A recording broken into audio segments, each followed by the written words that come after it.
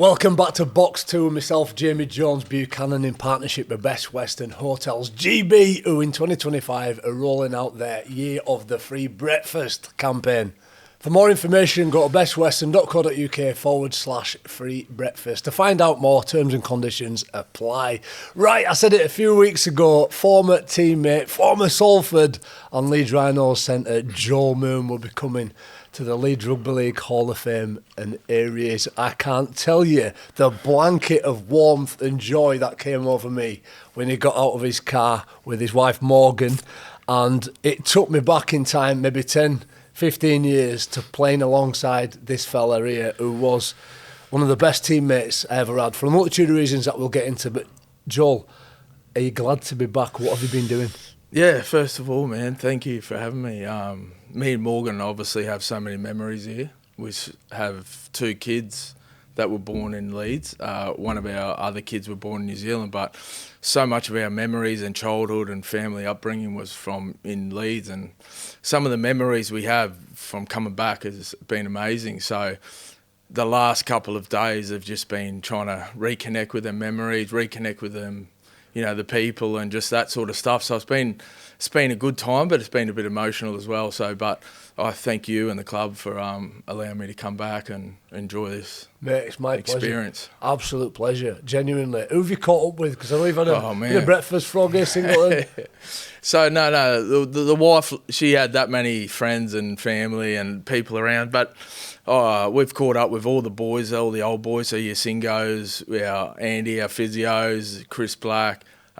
We've caught up with Jimmy Kay, Chris Ablett, Froggy Delaney, catching up with JP, Magsy, all them boys.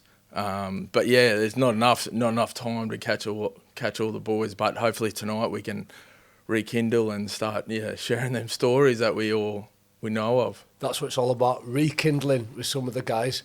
And we're only a few hours actually from the Hall of Fame inductees being welcomed in, and there's two, I believe, from my generation. We don't mind saying it because by the time this goes out, it'll be public knowledge. So first of all, Danny McGuire, tell us about your memories with one of the best, most competitive sportsmen I've ever played with.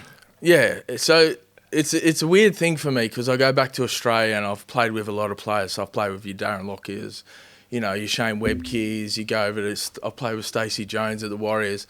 And then when I come over to Leeds, you've got your Kevs and, you know, obviously your Danny McGuire's, your Rob Burrows. And things like Rob and Danny, the things they do on the field are just, you can't teach that in games. And Danny McGuire was just one of them fellas that just, you could take him to the golf course and he would, you know, par every hole, and he was just good at everything. Cricket, he was good at everything growing up. Apparently he was the best cricketer, best golfer. And then in rugby league, obviously playing outside him, it was that easy because you just run off him or Rob and it made your job easier. So like just players like that, they just go down as history as some of the best players ever. And I'm not sure you see that every generation and maybe every second generation. But yeah, Danny McGuire he's something special and he's just such a great bloke. And I love the guy so much. And yeah, he'll certainly go down in history. He definitely for sure. is. Yeah, the Hall of Fame that's Danny McGuire. That's where he belongs. Yes. And mate, talking about golf, we'll touch on it in a minute. I believe you play a little bit now, and that's why it looks like he could still play rugby league for the Leeds Rhinos, mate. He hasn't aged a day. That sunshine on Dolly skin as Joel Moon. Also, as well though, mate, Kylie Leuluai. Yes. I believe, yeah. And when you talk about never forgetting somebody, the friendly fire because of the head collisions that I had in tackles with him and some of the nerve damage that he caused around my upper lips, like it's still there. I'm just glad I never had to play against him. But Kylie, legend, isn't he? Kylie Leuluai, yes. Nicest guy ever, but he would, on the field, you know, he'd just take your life, wouldn't he? But, that's amazing. Kylie, there's not enough good words to say about him. He's just the most genuine bloke. On and off the field. I caught up with his wife and kids the other day, and they're just gorgeous. And I don't know what else to say. He's just the most gentle man off the field, but on the field he's a warrior. And you know, every single game he's going to give you that that 100% and go forward with him and JP and all that. So to be playing behind them as a back, and then they're your front rowers, and obviously yourself and Carl Ablett and that, it's just an amazing team we had in that generation. So, but Kylie, yeah, I can't talk enough words about him. When you look back at the footage, mate, it was like it was yesterday. Yes. I'm really excited. You can see a few of them pulling up in car park now. I think those well, mate. Obviously, Joe Moon you think of as a centre, but some of the most mesmerising moments when thinking about you was when you had like the 6 on your back, like you played in the house, a little bit like Yestin Harris in '98, just unplayable. Tell me about how you enjoyed number 6 and how it changed the dynamic of who you were. Yeah, so I come over obviously as a centre, and there was obviously Denny, and you had Kev and Rob in there, and they were obviously coordinating the attack and all that sort of stuff. And I always knew like I had that natural ability, and I did play 6 over in the Broncos and Warriors and that sort of stuff. But to be playing outside them, obviously it worked as a team, and that just, you know, you'd do anything for that team in that era. That was our 2015. That was how that core of players. But when I moved back into the 6, I knew that if you give me the ball, I'm pretty natural. My natural ability is pretty good, and I can make things happen. And yeah, I really enjoyed it. I played with Magsy. He was my halfback, and once again, he gives you them balls. He puts you in positions that not other halfbacks can put you in. And he kind of, he made me look good again. So them players that made me look good were, they're just all through Leeds. And I really enjoyed that year with Magsy, and with Kylie and Kev and JP leaving, and that 2017 when I got put in 6, everyone was up in arms like, what's going to happen now? And me and Magsy took it the horn, but obviously, and we just went with it, and with Magsy there and that sort of stuff, and Rob, and it was amazing. So it was credit to Magsy, and he's a great player, and I really enjoyed that 6th position. Let's get really deep into some of the players that played at Leeds during that time. There's 2 actually, one of which you never played with, which we'll touch on in a minute, who lives in your street, I believe. But Brent Webb, he's got some children coming through, a little bit like yours as well. Just tell us how Webby is. I'd love, if I could just magic somebody into the room now, especially today, it'd be Webby. We couldn't get hold of him when he was here in Leeds. You can't get hold of him now, but you brush shoulders with him now and again. Yeah, well, Webby's another bloke. He's close to me. He's Indigenous, and he played at the Warriors, and these young fellas are a bit older than mine, but they're coming through that grassroots footy in Brisbane, and he's got some young boys that are really talented, and their names are getting thrown around at Broncos, Redcliffe Dolphins. And I actually caught up with him the other day. He come to the sunny coast and he was scouting, and obviously I didn't recognise him because he's still growing, the big fella. But no, Webby's a great bloke, and he was a handful when he played for Catalans, and I played against him, and I've played, watched him play, and he's a great bloke. But his young fellas are coming through that system as well. And he's at the Roosters, and he's doing a great job with that grassroots kind of academy, and, bringing new players through. And, there's a good little system he's got going on there back in Australia. And Angus, they're coming over with schools later on this year? Yeah, my oldest boy, he's 14 now, so he's in the Broncos development team, but there's a wider Queensland, New South Wales academy. It's called the Wanderers, and they come over in October, and they're doing a bit of a tour of France. So they'll start in France and then come around England and play different academy teams. So I'm not sure if it's clubs or they're going to bring rep teams together and they'll play like that. So it'd be good to see how the level is compared to Aussie level. But my young fella thinks he'll smash them, and he'll do all right. But I said, mate, it's a different bit of gear there. So but it'll be good to watch. Be great, amazing. Always welcome here as well. Don't forget to signpost them to Leeds Rhinos if you want to come and have a spell in England as young fellas. And, mate, Scott Donald obviously played. I think his last game might have been 2007 Grand Final. It's the one. Tony Smith will be here actually today. And it's the one Tony Smith's like that. Scotty D's running up that left edge. I managed to score a try in that game. But he lives in your street. Lives in my street. I didn't know. And then Carl Ablett said, he lives in your street. And then I coached his oldest boy under 17s at Caloundra. And he's exactly like Scotty, quick as.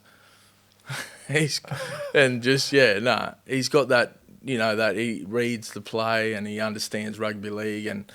But yeah, you can't teach skill and speed. So Scotty obviously had, and I played against him when I was back in the NRL, and yeah, it's good to see Scotty down there. And now he's a police officer, so I try and stay away from him a bit. So of course he does. Yeah. So 2008 World Cup, I think last time I seen him, like I'd love to brush shoulders. In fact, he does email me now and again. I said 2009, I wrote a mosaic. I got everybody to write down what they did the night before in the lead up to the grand final.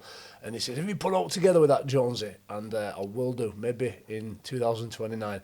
So interesting. We had a catch up, and I guess at heart we're very similar in character in terms of what we want to use our post-playing career identity and values for. Just tell us a little bit about some of the work that you're involved in now, because you look really happy, Joe, when I spent time with you in the last 24 hours. Tell us what it is that you're doing.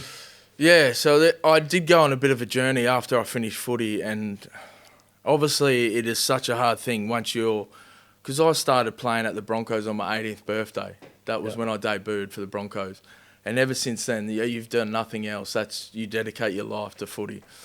And you just suddenly, one year, things can go wrong. You have a bad year, an injury comes, and then the next year you're done. So I knew that I've seen a lot of past players, and I've had friends that, go on and they struggle. And I knew that I had to get into something work. And I remember Barry McDermott told me over here, he said, mate, whatever you do, it doesn't even matter if you want to do something. Just get it done, and then if you like it, good. If you don't, you've ticked that box. And I'd done cabinetry. So Barry McDermott got me into cabinetry, and I've signed off. I'm a full cabinet maker, which Morgan wouldn't allow me to do the kitchens here when we were here. But anyway, like that. So I went back home, and I went into the civil, went into the mines, and I just said, listen, I'll just go do mines. I want to get in the machines and that. Long story short, done the mines for a year. It was 2 weeks on, 1 week off, and you come from the footy background where you're always around your family, and then I was away. So I did struggle a bit in that aspect, and I was missing footy a bit. So I said, listen, I need to do something else. So I got into government, and it was Indigenous affairs, because I'm close to my culture, and my mother's Aboriginal. So that's a big part of our family. So I wanted to get in government, help kids, help businesses, and grow that sort of stuff. So everything from then to now has led into this sort of stuff. So with the government stuff, helping kids, working with businesses, and now I own 3 different businesses. I own a youth support where we go into the juvies and the prisons and help young people that keep reoffending, stop reoffending, and we use sport as a bit of a vehicle, and use that as, because they all love rugby league. In Australia, that's like church, man.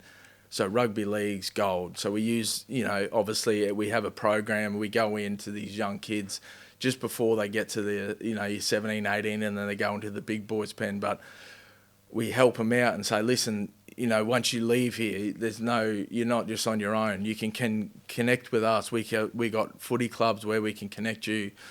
We got, obviously programs. We can help you work and do that sort of stuff and move into that sort of, that youth space. So that was our first business. And then we kind of thought, long story short, going into cleaning. So I said, like, some of these kids that we're working with who were offending some bad stuff, and we're like, there's no way they're going to go get straight into a government job or something, because some of the things they've done, they haven't done schoolwork. And so we thought, like, cleaning's an easy little business to get their routine, get stuff like that. So we decided to build a cleaning business where we can transition them into that and get their routine and work, and it worked really well. And then so we were getting funding from government, funding from Youth Justice, funding for child safety, and it kind of worked. And I have another partner, and he's from the Wallabies too. So we get that team, that area, and we work with, we have players from Falcons, and they share the same values as well. So we've got some employees that really are really committed and, emotionally invested in that sort of stuff. So, and then that cleaner business has taken off now, and that's gone really well. And we have mines where the mine sites come out, and we have vehicles and machines, and we wash down, and it just keeps growing and growing. And then, and then the last thing, I've got this crane business where we're just about to buy 2 cranes and work our way into that. So from where I was playing footy to nothing, and then obviously I was thick as two short planks, but now I've learnt everything, and it gives me another purpose in life, and I've enjoyed it, and it's a great thing for me. Mate, I can see the joy when you talk about that, working with people. If I understand it right, what you're saying, it's that gratification of helping people fulfill potential, a bit like what we're trying to do here with the Leeds Rhinos Foundation, changing lives through the power of sport. Mate, I know you're going tomorrow. I wish you was here for another week, because I'd love to pick your brains on exactly what you're doing. It's absolutely fascinating. And we've touched a little bit, I suppose, yesterday on some of the heritage of the club, and I just wanted to touch on tonight's event, the Hall of Fame dinner, and that's recognising some notable individuals. But personally, Gary Hetherington, I want to talk about him tonight, especially because he's forged out that group, the Players Association, the people that brings that community together and recognises those who deserve it. And you told me about a pretty special story with Gary, but I know you love that club culture and what he's built here at the Leeds Rhinos, don't you? Yeah, and I'm not one to get emotional and talk about it and bring it out of media, but like obviously what happened at Salford, that was obviously the wrong thing, and I wasn't homesick. There was things going on, and I was heading back to Aussie because I knew the Salford were in a bit of debt and they weren't paying and that sort of stuff. So I was like, all right, I want to keep playing rugby league. I enjoy England. I'll come back to Australia. I'll just play Queensland Cup and go from there. Anyway, Gary rang me and he said, Joel, I really want you. And I was like, oh, mate, I don't think Salford, is going to let us go. And there's a bit of, he goes, trust me, Joel, I'll look after you. Anyway, he did look after us, and we come back to Leeds. And from when I met Gary to now, to the last game, I remember I was telling you, I said, he rocked up at my last game when I was playing Toronto. I was getting the kids ready. It was chaos. You know what it's like when kids, back when you were no kids and you can get a massage, and there was kids running everywhere, and Gary rocked up in my house, and he just wanted to sit down and have a cup of coffee and just talk, and that meant so much to me and Morgan and the kids. Like we got really emotional about that, and that was big from us. Like that meant so much, and he didn't have to do anything. He didn't have to give us anything. He just sat down and spoke and just said, thanks for your time. And like that's huge for me, because I'm not one to go out and showboat or tell anyone like that. So things like that hold dear in my heart with Gary, and obviously with you and this club. And and if you talk to my wife, she holds the same sort of the hierarchy. Like we love this club, and we've got so many memories, and there's people at this club that just would bleed for it. And obviously I was speaking to Gary last night, and he's gone to London. Like he just can't give up. He just keeps loving the club, and he loves rugby league that much, and that's how good's that. Yeah, mate, it's amazing. And I think I try, and it's hard to communicate with people that for me is the reason why we're so successful. I talk about Joel quite a lot, because it was that almost silent and deliberate action in the desire to bestow, to give, even on the field. So I'll be maybe a back rower, Joel will be left centre. I wasn't particularly talented, but I try and work really hard, and I might rack up 30, 40, 50 tackles in a game. This fella here, grab me by the collar, go stand in back row, upend a couple of big forwards, middles, best defenders you'll ever see, and then come back out and swap without even saying anything. And the gratitude that you feel and the reciprocated desire to want to give back and bestow is just exponential. So then when he's got 6 on his back, goes, Jones, I need you to carry a ball there, bury your nose in grass, so we can get a quick play. You got to do it, no self-preservation. You do it for your teammates. That's what it was all about. And it's a good chance, in it, to at least recognise that, talk about that again tonight before you go back to Australia. So I know we touched on it a little bit yesterday, James Brown's testimonial. Andy Taylor put an event on for him at Flying Pizza up on Street Lane there. And it was good, another example of what Rugby League does for players. But what does the future look like for you? What does contentment and that satisfaction in life look for you in the next 10 years?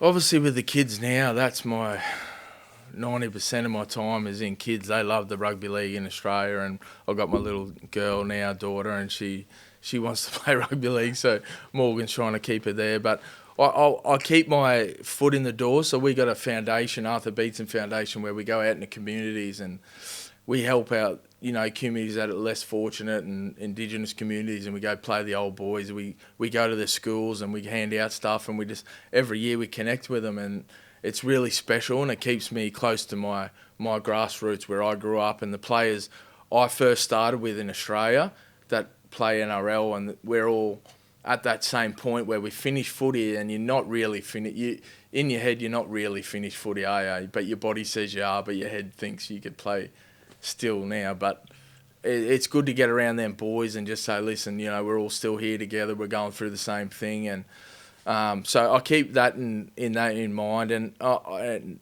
now I've been there, I can kind of explain to the boys, it's not about just the most tries you score. It's about the hard work. It's about doing the little things. Because every kid at every club wants to play NRL or Super League. But why are you different to that kid? Like, those little things like that, and sacrifices and things, and you try and instill it in your kids. And yeah, it's good, man. I enjoy the journey, and me and Morgan are happy where we're at now. And obviously, yeah, we've had a good time here, and we love Leeds, and it's awesome, man. Having a great time. It's great to have you here, mate. Just listening to you talking about rugby league in Australia, it seems to be booming at the minute. And we were chatting last night, and every kid wants to play it. And I think there's a big appetite for NRL here. The game works, and we're always talking about how we can grow it. Why do you think it's become so popular in Australia? Obviously, Landy, but I think there's just the amount of kids that it's just the main sport in rugby league, especially in Queensland. And I said to you that my son's team has 4 teams, and then my little Will, he's under 11, they have another 4 teams. Like, you can't compete with that sort of stuff. And then I was thinking, like, how is that going to translate to Super League? And I just thought if there was a way that kids are younger that haven't played NRL could come over here and experience that and transition back and forth, I think that would give that more of a, I think that could be the better connector than the older boys that are finished and want to just come over and tick that box, if that makes sense. Because I have a really soft spot for Super League. I love Super League, and I feel like there's a lot to give. And I feel like there's a lot of players over in Oz that could potentially come over here and gain more growth than just sitting over there waiting for their time to, like, behind Nathan Cleary or someone, where they could come over here and gain so much more, experience, and then go back or come stay here. So I think, and I'm no Landy, but I'm just saying that kind of from me looking outside in, that could be a good little transition. Mate, I think you connect really well with the emotions of people. That's what moves individuals. And I guess last question, because we've got to get over to no stand. Otherwise, we'll miss our starters. If you had a memory, Joel, from your time here at the Rhinos, and we had lots of them, but is there any that stands out?